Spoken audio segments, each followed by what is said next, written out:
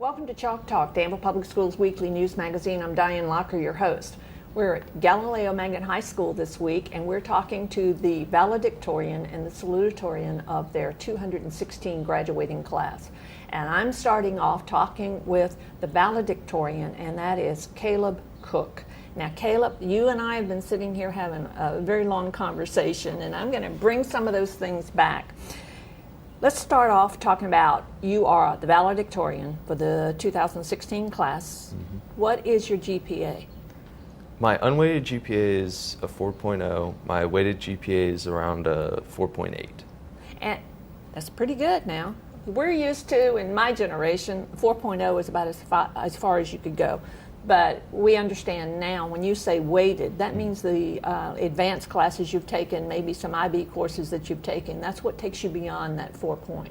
Right, so at Galileo, an A in an advanced course is a 4.5. Mm-hmm. It's weighted as a 4.5.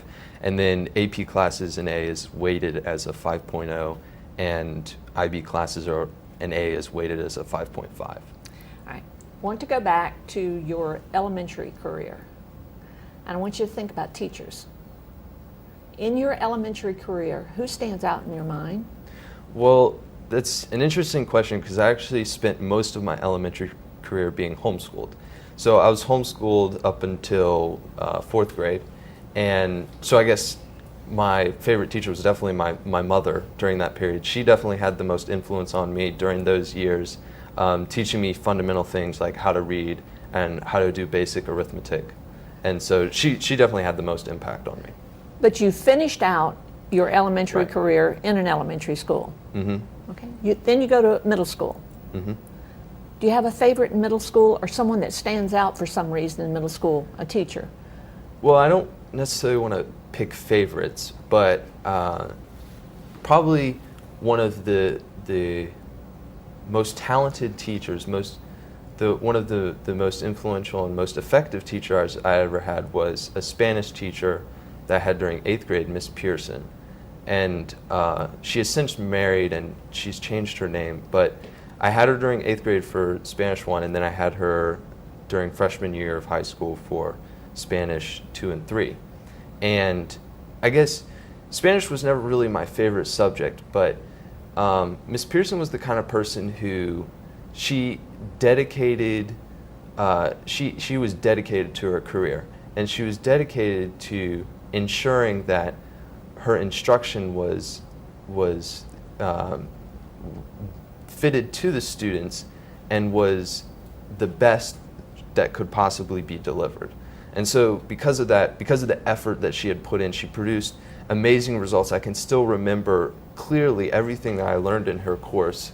And I guess I don't know if it's kind of hard to explain her teaching method, but she had a very eclectic teaching method where she pulled kind of strategies from different areas to kind of create this classroom environment that fostered learning of the Spanish language, like something I'd never experienced. Sounds like, though, before. if I boil down everything that you said, you're talking about a teacher that was very dedicated. Mm-hmm.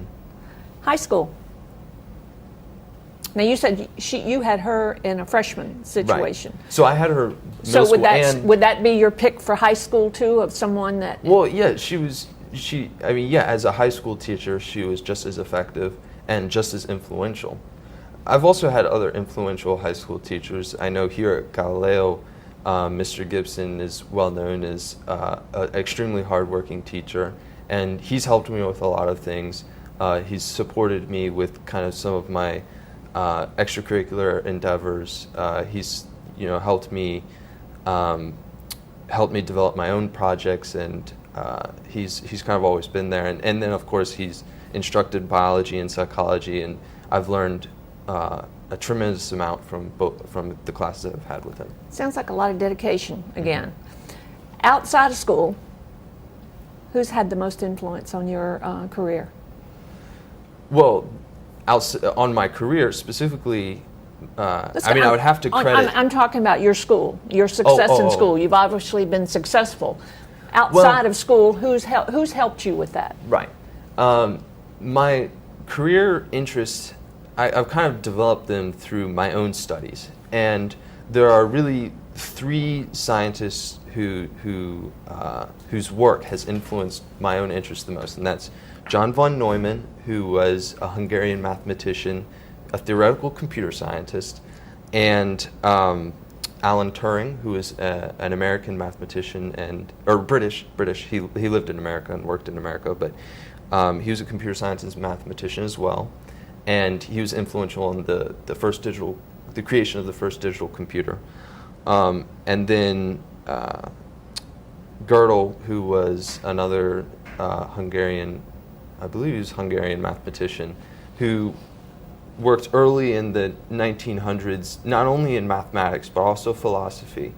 And his ideas, as they relate to kind of connect mathematics, computer science, and philosophy together, and when it was kind of his work that really showed me how theoretical computer science, which is what I'm interested in doing, theoretical computer science kind of joins together multiple disciplines, specifically philosophy, mathematics, and of course technology, together into kind of an emerging understanding or emerging field of research, which is still very active today and relevant today. You know something, our general overall picture, and we've always made jokes about the computer geek, that he's off in this dark little corner all by himself. You have a combination between that computer geek, but also philosophy that you're pulling into there, which is a little bit different. You and I have had a long conversation before the show started about your interest in theoretical computing research, theoretical research in computing, which I think went about 6 or 7 feet above my head. But where are you going to use this? We talked about different ways that you could use this particular talent of yours. So I wouldn't consider I want to kind of shy away from the computer geek stereotype, because one of the things I'm not interested in specifically is dedicating my career to software development or kind of like programming, because that becomes monotonous and boring and dull. And that's not what I want. That's kind of why I'm interested in kind of more philosophy and kind of more research in general, because that's always, there's always something new, there's always something innovative, there's always something interesting to learn. And so in terms of, I guess you're looking more for specific applications, so let me give you an application. Okay. One of the things that I've been looking at, or that I've been interested in recently, is mathematical finance or computational finance, which is one of the things that relates to is algorithmic trading. Now, algorithmic trading is basically a way to use algorithms or computers to develop an investment strategy, okay, to play the market and make money.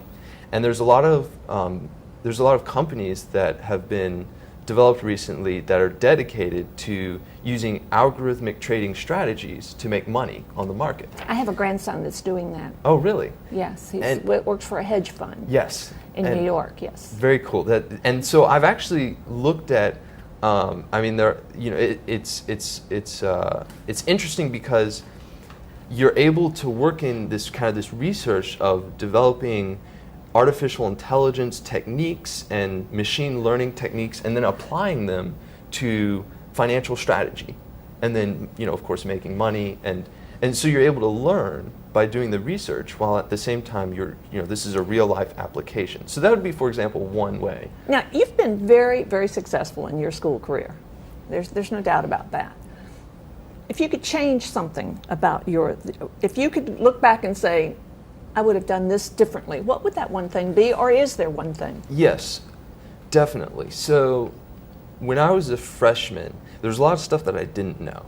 And I guess I kind of wish that I had spent more time early in my high school career trying to plan what I wanted to do in the future, and then trying to understand what I had to do to get where I wanted to be. That's the thing that most students going into high school don't realize, that right. Those decisions about career in college come up much quicker than you think. Yeah, and it wasn't just college and career that I feel like I could have been better at planning earlier. It's also kind of the latter stages of my high school career. I guess I wish I would have spent more time like or later in my middle school career, early in my high school career, trying to decide the kinds of courses I wanted to take as a junior and as a senior, and the programs that I wanted to involve myself in. I guess that kind of came later, and because it came later, I had less time to kind of think about it and try to work my way around the system. Well, you obviously did a good job of it because you're going to be going to Cornell. Mm-hmm. Now, when you get there, I think you told me you're going to be studying mathematics and computer science? Correct. 5 years from now, where's Caleb going to be? Well, I definitely want to pursue graduate school after undergraduate. Now, right now I'm kind of leaning more towards a doctorate in computer science.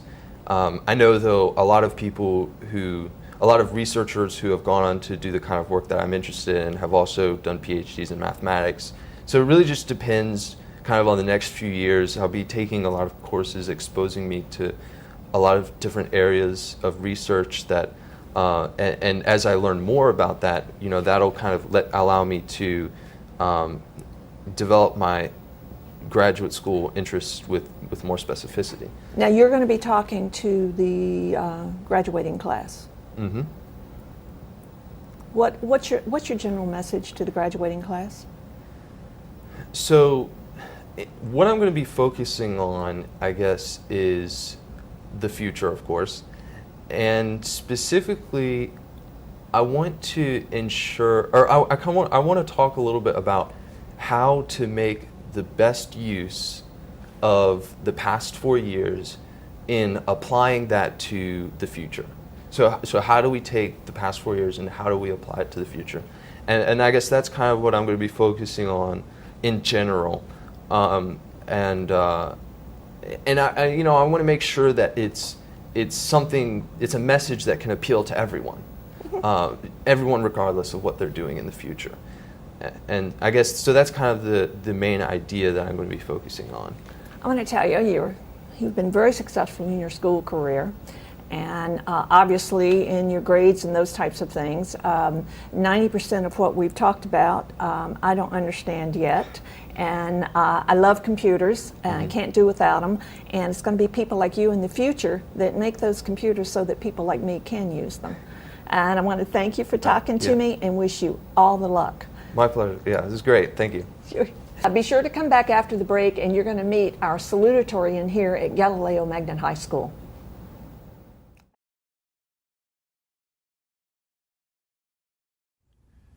Hello, my name is J.D. Edmonds, and this is my wife, Janine Edmonds. I am the Barna Booster President, and I'm encouraging all you parents to get involved with your child's education, get involved with the community, and show your support for your kids' school. Continue to be that bridge between the community, school, and family.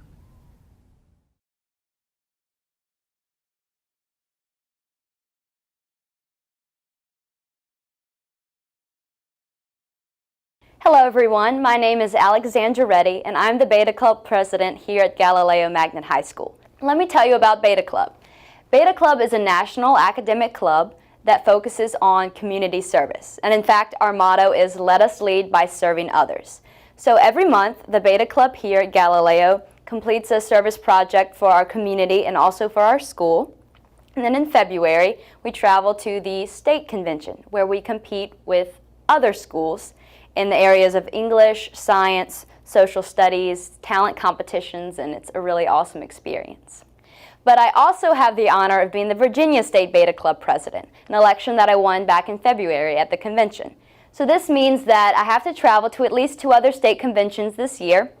There's North Carolina, South Carolina, all across the country that I am able to travel to. So I'm very blessed to be the state president, and I'm excited for what the year holds and making Galileo proud and making Virginia Beta proud.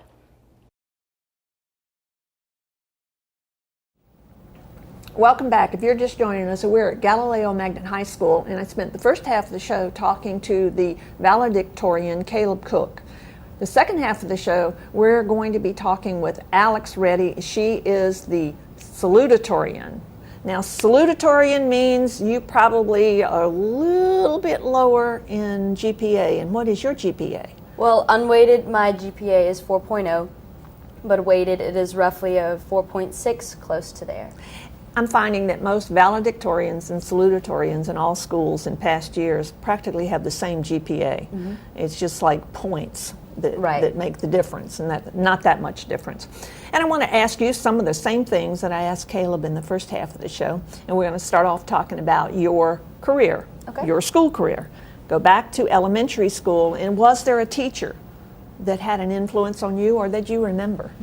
Well, like Caleb, I was homeschooled actually, except from kindergarten until 8th grade. So I've been homeschooled all my life until I attended Galileo in 9th grade. So my mom was my teacher, and she had. Well, you better right here say, "Mom influenced me," or you're in trouble. You're in trouble. She was so patient with my brother and I. She also homeschooled my brother, and she just taught me self-discipline and hard work. But we were also active in a homeschool group in my town. We'd meet at my church once a week. All of the homeschool groups would come together, and some of the moms and the dads would teach classes. So I still got a classroom experience. I was going to say, in the past, when we've interviewed people that have been homeschooled, I would ask them, you know, how they felt about being homeschooled. Most of them would say they wished, I'd say if you could change anything about it, they would say, I wished I'd have been a little more social. But it sounds like even in your homeschool experience, you had those social experiences too. More or less like a, let's say, quotes, going to a regular elementary. Yes. You had that exposure. Exactly. What was it like when you left that very extensive homeschool situation and you came into Galileo? It was definitely a new transition, and it wasn't as difficult as I thought it would be, considering Galileo's small size. If I had gone somewhere like Halifax County High School, where I live, or GW, it definitely would have been a significantly more difficult transition. But here, the small classroom sizes with roughly 10 to 15 students, and just the small school in its entirety allowed me to have a smooth transition and make friends. I was definitely different to everyone, but after a while I just felt like I really fit in, and I'm grateful that I had the interactions with homeschool groups instead of just by myself with my mom and brother all the time, and then all of a sudden I'm here with different people and different backgrounds. Let me ask you something. What do you prefer? I would say the closeness, security of homeschool, or let's say your experience here in Galileo? I definitely wouldn't have had the opportunities that I've been given if I had remained homeschooled. So I think it's important to have a balance, to have that homeschool experience where you develop your self-discipline and your focus and your academic skills, and then to be able to exercise those in a public or private school environment. I can't really say I choose one over the other. I know when I was stressed in the IB program or my AP classes that sometimes I'd think, I just want to be homeschooled again, where I'd start at 8 o'clock and finish at 12. But I'm very grateful to have this high school experience. I wouldn't have had the connections with teachers, my opportunities with the Beta Club, and things like that. Now, you mentioned the Beta Club. I know one thing that I know about you, and that in discussing people around the school, you've been very active. Yes, ma'am. In activities. Now, the Beta Club was one, but if I remember correctly, and correct me if I'm wrong here, you were president of the state Beta Club, weren't you? Yes, ma'am. Yes. I have been president for a year. You run the election your junior year and serve senior year. So I've traveled to other Beta conventions like North Carolina and Alabama, and I'm traveling this summer to the national convention in Louisiana. So the Beta Club has been an incredible experience. That's a big jump from coming from your background Yes. of homeschool to come into the high school, then get into Beta Club. Right. And not only get into it, become state and national. Yes. I mean, that's a big transition Definitely. for you, but a transition that's probably going to have very good effects Yes. as you move on through college. Yes, I've had connections with friends from all across the country, but especially I've really developed my communication skills. and my leadership skills especially. That's been most important. Not only just leading the people around me, but leading us to serve others in the community. Now, Beta Club, you've done some other things here at the school too, haven't you? Yes, ma'am. We conduct a service project each month. We either collect items for the animal shelter or we collect jeans for the Teens for Jeans project that Air Apostle conducts. We do food drives for God's Storehouse, and we do a lot of different things. Our most recent project for Earth Day was to clean up the school parking lot. So we do little things, and as far as Virginia Beta as a whole, in February this year at our state convention, we collected over 300 cans for a nonprofit. That was really incredible. If you, looking back over it, as I said to Caleb earlier, you're obviously successful. So, but if you look back over your school career, if you could change something, what would that be? Or if you think you should change something? Like Caleb said, I wish I had known earlier that I want to go into a career in science. During freshman and sophomore year, I thought I don't have to make a decision until later, so I didn't take it too seriously. I enjoyed music, enjoyed fashion and science, and so I never thought seriously about, or not at least as seriously as I should have, about what I would like to do in the future. I wish I had known so that I could start taking a few more science courses or find some summer camps to see what field of science that I would like to pursue. Especially with the IB program, I wish I had taken maybe some more classes online during the summer to get ahead, or so that I could have easier transitions into the subject areas. But honestly, even without those changes, I'm grateful for my experience here and everything. What are your career goals? Well, I'm going to be majoring in environmental science, but my long-term goal is to be a marine biologist. I would like to work in conservation and sustainability, but I could also see myself as a representative for an environmental organization like the EPA. I really enjoy public speaking and communicating and making people aware about issues. So you're kind of like, you've got the sciences you're talking about, right. but there's a lot of PR in there too, yes. Public relations type things. Right. And you're obviously very confident about speaking. Mm-hmm. Earlier this year we asked you to do a 30-second shot just for us, and you did it, I mean, right straight through. Thank you. And that's a talent. Thank you. To be able to speak like that. But so you kind of want to be a scientist, PR type person. Yes, ma'am. You're going to be speaking to the senior class just like Caleb. Yes, ma'am. What's your message? Well, the title of my speech is Brave New World, and it's from a book that we read in English class here, but it's more so not based on the book, but just the connotation of Brave New World in general. I want to make my speech lighthearted and reflective of the memories that we all share here. I want people to cry or laugh, be sentimental, but with Brave New World, it was a brave new world for me transitioning from being homeschooled into here. It was a brave new world for all of us as we entered high school, and now we will be entering a brave new world as well, where we will not be with each other and we have different opportunities. And so that's my central idea. Now, Brave New World, where is your Brave New World going to be for college? I will be attending Liberty University in the fall. It was a difficult decision for me to choose. I got into William & Mary and UVA, but I really feel like my heart is at Liberty, so. That's where you should be then. Yes, ma'am. I'm not going to ask you where you're going to be in 5 years, because you're probably still going to be in school. Let's go out 10 years. Where's Alex going to be in 10 years? Well, like I said, I do not see myself behind a computer in a lab. I see myself out in the field doing research and conservation or interacting with people. I could see myself in education. I could see myself working in politics on environmental issues. I don't quite know yet where I see myself. I'm going wherever the Lord takes me, but I know it's in science. I do know that. Well, I can tell you, whichever you decide on and whenever you decide on it, I know you're going to be successful. You've been successful in school, and you'll be successful in anything you choose. And I want to thank you for talking to me and wish you all the luck in the world. Thank you so much. I want to thank all of you for joining us, and I want you to join with me in congratulating these two individuals on the work that they've done, and also join with me in congratulating each and every senior in Danville Public Schools this year as they graduate and go out into the world. Thanks for being with us, and be sure to come back next week.